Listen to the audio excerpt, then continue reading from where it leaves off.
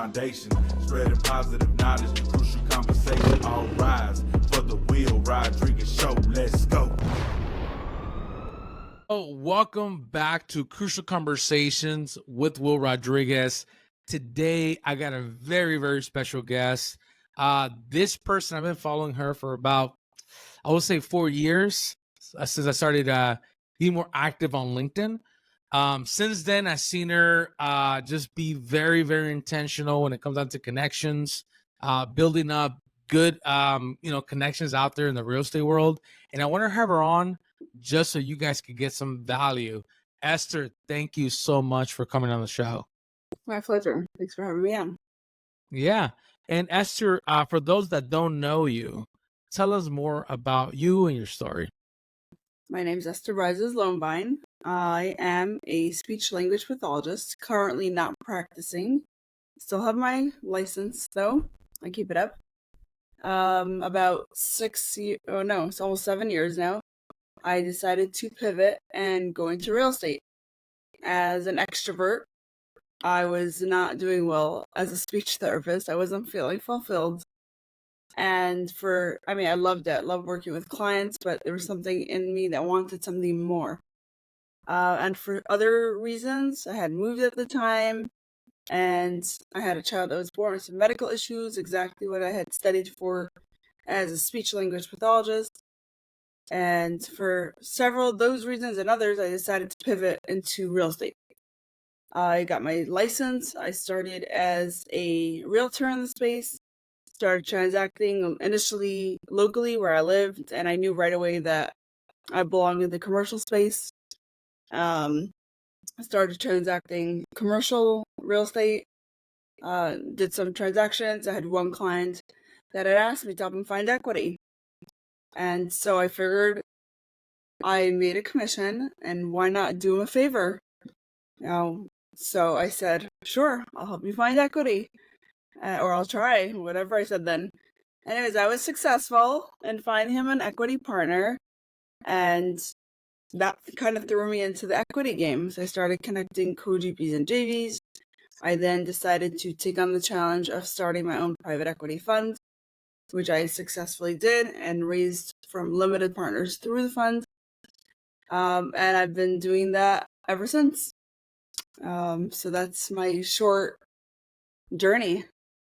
Oh, man, so much. I want to actually take it back to the beginning. You said you were doing something, but you didn't feel fulfilled because you are an extrovert. So you decided to pivot. Why did you decide to pivot if you're already doing something that, you went to school for, I'm sure, but you were making a difference per se? That's a good question. Yes, I went to school, a very expensive school. I have to even ask my husband if we're still paying the tuition. Like, we did it very slowly. Pricey, yes. And I sat in college for, over 6 years with some summers, and then I went back to do my bilingual extension. So that was another half a year. Yes, I put in a lot of time, effort, and energy into it, and a lot of money into getting my degree, which I worked with for about 10 years. So I did make good use out of it. Do I have any regrets? No. Everyone has to do in life what fulfills them at that time. Different things serve different individuals at different times. I really enjoyed working with the students. I still keep up with some of them, and I'm watching them grow. It's amazing to see. But for me, working in a small environment was just kind of stifling for me. I worked in a school setting most of the time, so it's like one-on-one. And it was nice to see children start speaking and improve their pragmatic, receptive, and expressive language skills. It was nice, and that part was fulfilling and exciting. But overally, I felt like I needed a more extroverted experience in my workspace. So also, I had moved at the time from Brooklyn to Rockland County, and the system is very different. In Brooklyn, I was working in one school, back-to-back cases. Over here in Rockland, at the time when I had just moved, I had to find random cases all over. So it was a lot of driving, and I just was not up for that. So I tried to, I figured, what can I do that I don't have to go back to school for that I would enjoy? So real estate, right? I just had to take a Yeah. what is it, 72-hour course, and here I am. Hmm. So good, so powerful. Um, so whenever you're already processing making a pivot, right? Knowing that you went to school for, 6 years and you were in your career for 10 years, how did you struggle at all and how did you process that transition? Oh, that's a good question. Well, definitely, any change in any degree or any field is a big difference. You have to know what you're talking about, especially in commercial real estate. So, what I feel like the Mm-hmm. difference between residential and commercial: residential, you're kind of selling yourself. Commercial, you got to know what you're talking about. So, I had to quickly learn all the terms and learn everything about real estate, which I knew absolutely nothing about before, in order to deal with professionals, because everyone in commercial real estate is doing it for investment purposes, unless they're an end user, and they have their own business. But it's Mm-hmm. business related purposes, not their primary home that they're living in. So, you have to play the Mm. big boys game and speak their language. So, yes, I had to quickly learn all the lingo and learn all the assets and, what everything entails and the different markets, and pretty much like a basic underwriting course. Um, I had to get a quick background in it very quickly. So, yes, I started learning and I am still learning and I don't stop learning. Yeah, There's so much to know. I try that's to awesome. attend as many classes as I can. So if I'm not dealing with my children or I'm not learning, I'm transacting, or just keeping busy constantly. There's so Mm-hmm. much, never enough time. Thank God. That's true. That's true. And just to land a plane on the last thing we are talking about, what is something that you could give to our audience that may be in a career where they, went to school 5, 10, 20 years, or not 20 years, but like let's say 5, 10 years, and they're doing that, but that doesn't align with them no more. What advice would you give them?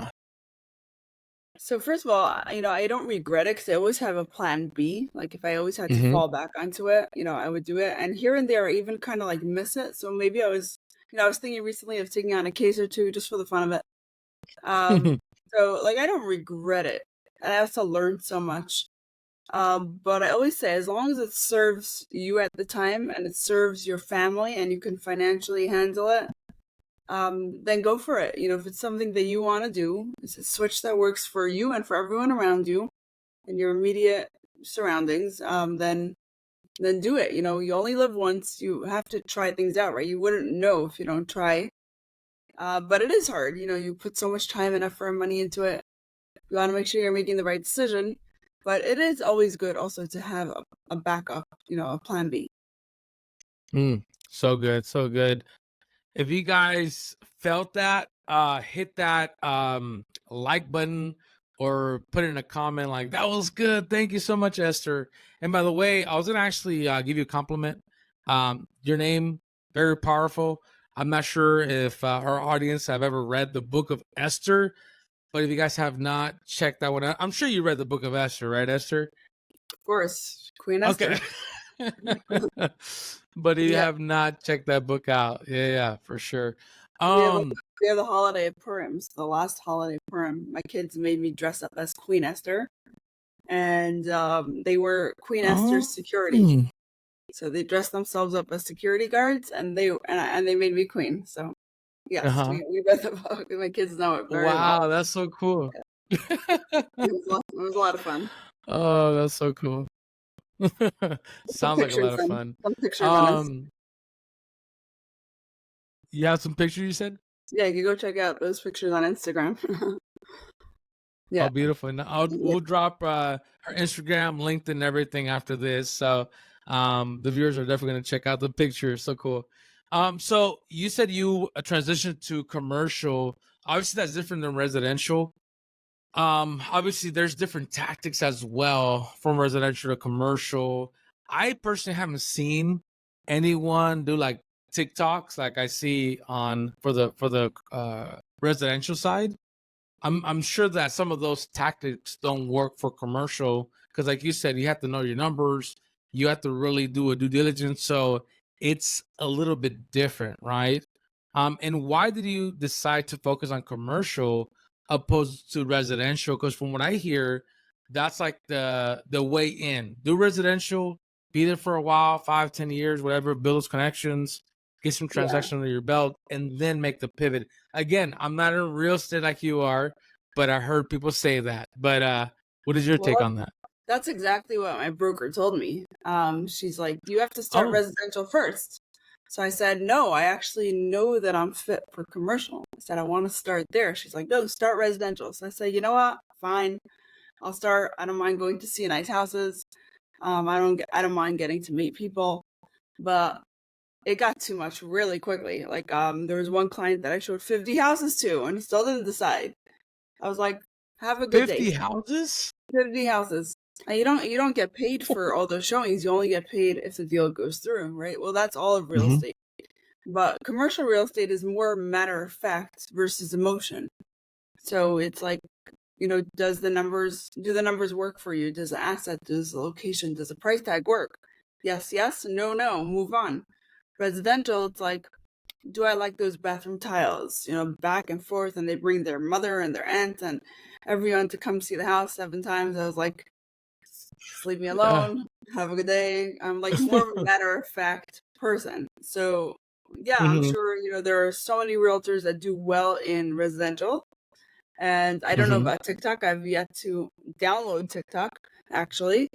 Um, I get to see some stuff. Well, people forward them, but I haven't yet downloaded TikTok. So I'm sure people can be creative in commercial real estate and make some fun stuff too. Mm-hmm. But maybe, my next lifetime, I don't know. Or maybe I'll hire someone for that. But I'm sure you can get creative there.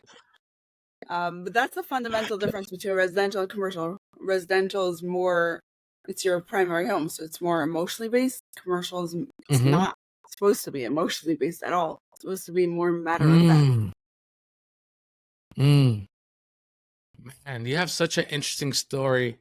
Um, you talked about pivoting. Obviously, you did some residential, but you knew that you needed to be in commercial. Your broker said, or let's call this person a mentor, right? Well, people will consider a mentor, right? Said, no, do something else. You, in your heart, knew that you wanted to be in commercial. Um, so walk me through how that was, because I'm assuming that in commercial, especially the type of transactions that you're doing, you really need to know exactly what you're doing, what you're talking about.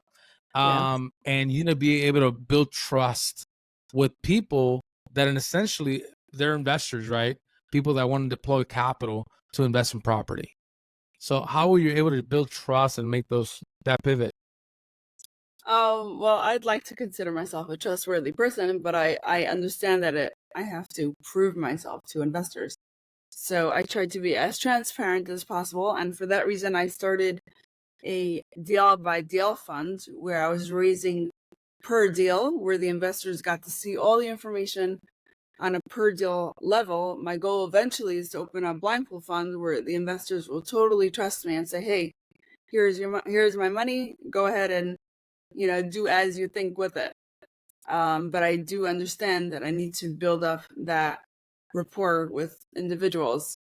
And when I raise money from individuals, especially if it's LP investors, I always vet the opportunity, vet the sponsor, do my due diligence, and then I also put my own money in alongside them. So I'm showing them that I like the deal enough to put my own money in with you. So I think that's Mm. I put my money where my mouth is. So that's Wow, that literally, yeah. So powerful. that can prove Hmm. my trustworthiness, hopefully. Oh man, so good.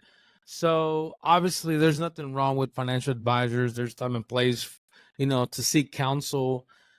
But what I see in financial services is financial advisors recommending, right, certain investments that they themselves are probably not doing, right? And your expertise and what you're doing is different because you're like, hey, here's a good deal.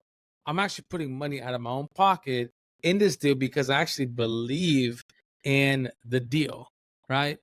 Yeah. So are you raising capital just from a select number of people, or do you leave it open at the time, or Well, it depends. So it's a deal by deal situation. So what I've done so far is deal by deal, and so we only had to raise a certain amount of money for that specific deal. But what I haven't raised LP money in 2 years since the market Mhm. when since interest rates started climbing, because it was too rocky, and then all the situations at the banks. I felt like a lot of investors stopped putting money into real estate. Many did. Many are still placing equity. But the market did take a shift, and also the interest rates are much higher, and it is harder to find solid opportunities.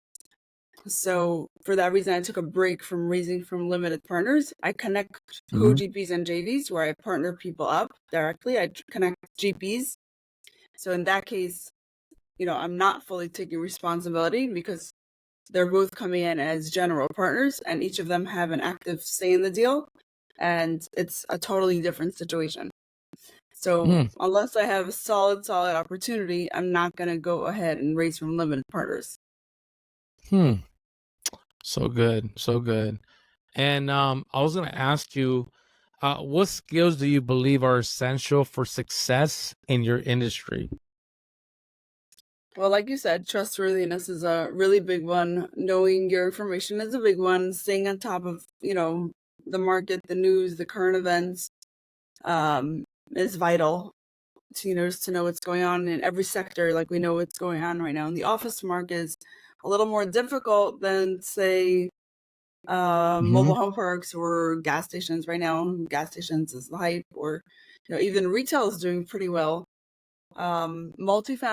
Conventional multifamily is difficult to raise for, extremely difficult. Having more success raising for HUD deals, like project-based affordable housing deals. So it's really knowing, the market, knowing what your investors want, just staying on top of everything and understanding the whole, situation with the debt, what's going on there. And bottom line is, every deal is its own story, and every single deal has to work. Every deal has, it has its own debt, it has its own equity, it has its own location, it has its own Hmm. tenants. So every deal is its own story. So you kind of have to like study that opportunity individually, and there are no two deals that are alike essentially. So it's pretty much Hmm. just being on top of all the details in that specific opportunity. Oh, that's so good. So good. And I was actually going to ask you, are there any mentors or role models who have significantly influenced your career? That is a really good question. So I got into real estate totally on my own. I don't like the term self-made because, it's God. But technically I taught myself everything without having a mentor. Um, no one inspired me to go into this field. It was totally on my own doing. And I just started learning and, picking up everything that I saw, or every class I started attending as much, educational classes as possible, and started like Googling and listening to tons of podcasts and learning as much as possible. So that kind of was like just my own initiative. Hmm. I'm kind of driven, so I have that in me.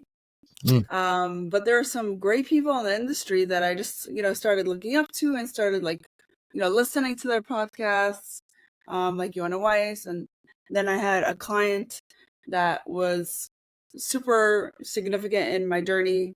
He realized that I'm really trying hard and, I'm successful in doing certain things. So he kind of took me under his wings and he's like, any question you have, come, I'll answer, I'll help you. I'll answer Mm. any question. So that's been helpful in the last like a year or so. It's been nice to have someone Mhm. to bounce questions off. Um, yeah, but otherwise, like, I just observe, and I observe everyone. I'm very active on LinkedIn, and I try to soak up as much info being shared as possible. So, and essentially, you never stop going to school, right? You just transition from paid tuition to now getting a lot of information by networking, by listening to podcasts, by reading books. That is amazing. And were you always driven, or I would say the better question, what drives you? I'm pretty self-driven. I get it from my mother. So she has this, what's the word? Like, what's the word? Like, I forgot the word, shucks. Being a Anyways, go-getter? go-getter, it slipped my mind. But yes, I get it from my mother. We're both very extremely driven, just, to keep moving, to succeed. We're not just sitting there, we're not lazy. So, Mm. maybe I don't know, I developed like, I self-diagnosed ADHD. I don't know, maybe you want to call that. But I'm like nonstop. I don't waste a minute. Ah, so good. It reminds me of I think it was Proverbs talks about being faithful with the small.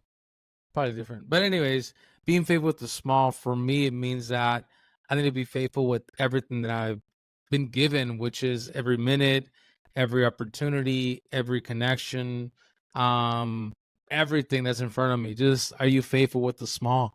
And if you are going to be entrusted with more, Yeah, that's what comes to mind when you're telling me that. So, like so powerful. intentionality, to be intentional about all you do. Yes. Mm-hmm. Mm-hmm. Yep. I Yep. Yep. try my best. Yeah. And what is something that people don't know about you that you want to share publicly? I have something brewing that I can't just share yet. Um, Okay. so everyone stay tuned. I have something that I'm working on that's pretty exciting. I'm waiting for the right opportunity to share. I think I just want to finish the next stage.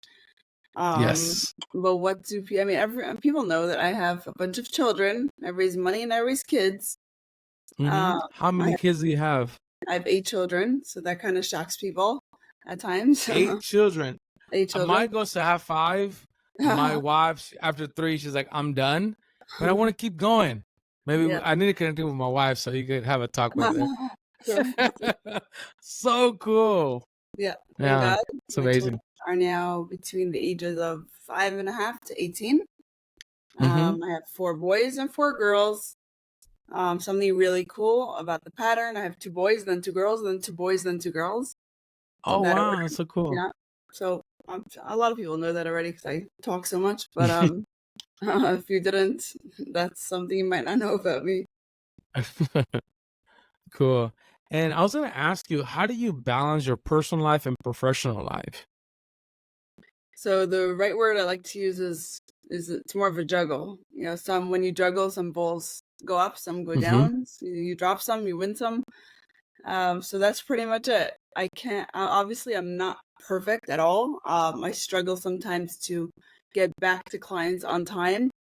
Mm-hmm. Sometimes like there's some days that I just don't work because I'm busy driving to the doctor, or driving my kids to the doctor, or going to a school thing, or just dealing with something else that I'm not working that day, but I'll always like catch up, either at night or, whenever I can. So it is difficult. Like sometimes people can get annoyed that I'm not so responsive to all the messages. Mm-hmm. And I get it. It is annoying, but I have no choice. My kids always come first. They're my Mm. priority. And it's also like I have like shifts of help in my house. So sometimes it's more difficult than others. I try to get as much help as possible so I can focus Mm. on, where I am needed most. So Mm-hmm. that's where I try to delegate where I can. Mm. But that's also a lot of training and teaching. It's never ending, thank God. No. It's a nice So, struggle. no, I bet. So, what's harder, being a mom or being an entrepreneur? Depends on the day. Um, Such a great answer. yeah. Well, Just today depends on nowadays, what you're doing. yeah, exactly. Nowadays, real estate is it's extremely difficult. Um, Anyone that says otherwise, you know, it's not. It's not true. Right now, it's difficult. The market's difficult. There are less transactions happening. It's harder to source equity. So sometimes I feel like I'm working, and achieving like a fraction of the results I was achieving just Hmm. 2 years ago. So that's Yeah. extremely difficult nowadays. It's almost like getting to me. Um, but I still keep on going because that's who I am, and I keep on trying and trying, no matter what. But so now the market's difficult. Raising children, especially as they become teenagers, is not Mm-hmm. easy either. So I feel like nothing's easy. You just gotta ride with the tide. Mm. And are you a person that has like a big vision? Are you more driven by mission, purpose? Obviously not driven by money, right? But tell me, like, how do you I guess What push drives you? forward? Mission driven or more like big picture type of person? Oh, that's a good question. Well, I do like money, so I do like, that is right. That's something that we are all working for, technically. Right. I Mm-hmm. mean, I do enjoy the job too. That's why I left my other job and I'm doing this. And also, the more money I make, the more I can help others with charity. So that's also a drive for me to be able to help others. I like giving back as much as possible. So the more money I make, the more I can help the next person. That's a huge Mm. one for me. Yes, I do have some large goals that I'm trying to achieve, but I don't have a number or a percentage or a timeline. Mm. I always say, imagine if I would have said I would like to do 5 deals within X amount of years. You know, I wasn't doing real estate just 7 years ago. So who knows where I'll be in the next 7 years? I don't, I like to Mm. work hard and see what happens. I don't like to quantify it. Awesome. I Awesome. try to enjoy the process as And well. Try to enjoy the process. yes. Uh-huh. That's so Enjoy the good, journey. so good. Um, I struggled with enjoying the process for a very long time just because I was so caught up on the wins, the deals, the business, and I could be, I was like in my in the dinner table, there with my family, and I was just thinking, like zoned out. And then my wife was like, "You're zoned out, like snap out of it." I'm like, "Oh, "Hey, I'm here, I'm here." And my daughter too caught me a few times. "Hey, snap out of it." I'm like, "Oh, sorry." So right now I'm actually the little more intentional and spending time with the family and being present. So Yeah, right now I'm doing the podcast. I'm all here. When I go and spend time with my family, I'm going to be all there. And I try my best to do that because you have to just enjoy the present. Because if you're so caught up in getting the next deal, getting the next, the business, um, you're not going to be fulfilled, I would say. Right. And when that big win does happen or it doesn't, right, it's not going to be, a moment where you're 100% satisfied. right. You're probably gonna be happy for a while, right? But not satisfied. So, Yeah, Esther, that's thank you so so much for coming on the show. How can people connect with you? to find And me. do you have like LinkedIn? I am on LinkedIn as Can you repeat Esther that one more time? Line, on Instagram, on Facebook. I'm not yet on Twitter. I'm not yet on TikTok. I am on Twitter. Esther Rises Lowenvine or ST Lowenvine, either one of those two. Yeah, Twitter. I'm trying to actually increase my following. I'm working on it. Instagram, Facebook, Okay. LinkedIn. Is that it? I think. I And my think so. website, Yeah. Esther Unless you Rises. have a Pinterest. No, no, Awesome. it's got to Awesome. be. Yeah. No Pinterest. So before I let you go, what is something that you could give to our audience? Maybe some advice. Maybe they are trying to get started in real estate, maybe trying to make a transition, or they're trying to maybe raise equity, maybe take their game to the next level? What is something they give to them? First of all, I love what you said about being present. That is something I struggle with. So you said it really well. It's the ideal, way to be, and also to enjoy, like I said, to enjoy the journey as much as possible, because it's hard. It's easier said than done. But I was Yeah. working so hard the last few months, and I had like 6 deals fall through, and some of them, after working on them for months. One of them I worked on for 9 months, and then like on the last minute it fell through. So yeah, it's disheartening. At the beginning, when things like that would happen, I would get very upset very quickly. Mhm. Now, yes, it hurts. I have like the 5-minute rule. You could be upset about it for 5 minutes, and then you gotta pick yourself up, brush yourself off, and move on. So that's an Like important that. lesson in this business, because everything in this business is sort of success based. Whether you're a realtor, Mhm. investor, or capital raiser, you only make a profit or make a commission if the deal goes through. So if you are considering joining this field in any way, as a realtor, as a broker, as a debt broker, as a capital raiser, number one, make sure it works for you and your family. Don't count on the money. Make sure you have another source of income, because you can work on deals for months and months and not make a penny. So as long as you're financially able to get into this field, then by all means go ahead. And just know, without no sugarcoating, it's tough out there. First of all, there's a lot of competition. There's so much to know. But at the end of the day, it's all God, and it's all in Hebrew we say mazel. It's all success. It's all luck. That's the right word. And just have a lot of faith in God that He will provide, and that you're doing the right thing. So Right. keep at it, and you can't be lazy in this field. So take that into account. Ooh, mic drop. Esther, thank you so much for coming on the show. You're definitely gonna have to come back for sure, hands down.